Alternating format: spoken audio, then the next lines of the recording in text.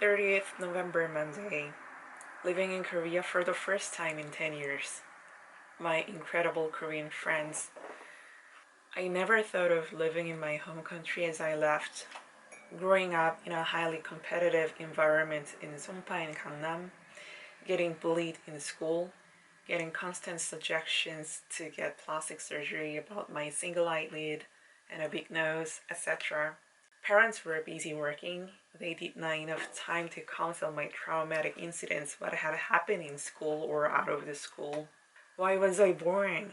Why was I born in Korea? Were questions I had asked every single day as I grew up in South Korea. Because of traumatic memories, I lost Korean although it was my mother tongue. I got slight dyslexia and couldn't speak Korean with random people who I don't trust. English became my premier language. Using Korean meant danger to me for a while. The language and the people contained too much pressure and wound. So I just left and decided not to face it. I was terrified when I get to return to Korea because of my mom's surgery. It was an avoidable reason. Nevertheless, I met wonderful people I never expected. Korea was full of darkness and fear when I come back, but there is light, joy, and gratefulness in it because of these incredible people I get to know. Entering December, I want to start this new month with gratitude towards people who brought me healing and courage. Hayoung and Taeyeon are lovely people I met at the church. I was wondering to search the church to attend at the time. I met them in a newcomers group. I learned later that they also stayed together. They were roommates to one another, but their characters were completely different. Hayoung is empathetic and emotional, serene.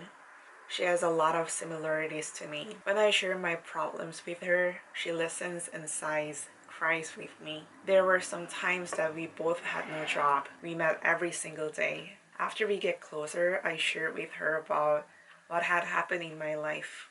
Instead of leaving or ignoring me after hearing all my messed up childhood and past, she shared her life as well. That was one of the moments that my prejudice of Koreans are bad got broken. On the other hand, Ayoung is down to earth and extroverted, straightforward.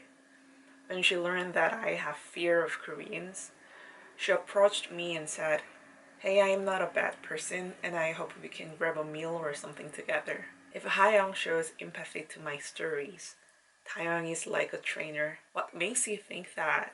Do you think that idea is true? If it's not a healthy idea, then why are you holding on to it? She always gave me reflections and comments. Hayoung's language was listening and having empathy.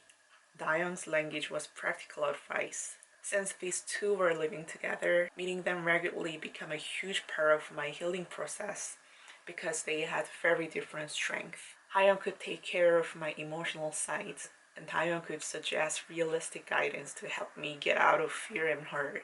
It's been almost 2 years that I got to know them, and still we meet, talk often. Hayoung is 5 years, Taeyeon is 7 years younger than me, but we are great friends, and I am appreciated that they are part of my life now.